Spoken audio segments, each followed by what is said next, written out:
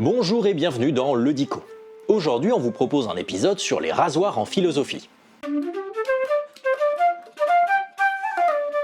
Dans la philosophie, on appelle des rasoirs certaines maximes, des formulations générales, des règles de pensée qui permettent de guider le raisonnement dans des cas les plus généraux. Il n'existe pas de liste spécifique et déterminée des différents rasoirs, mais le plus connu c'est le rasoir d'Occam, et on vous prépare une vidéo spécifique sur chacun des principaux rasoirs.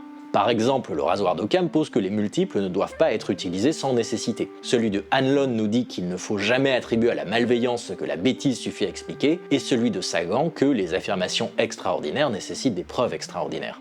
Ce ne sont pas des théories scientifiques, ils ne sont pas vrais jusqu'à preuve du contraire.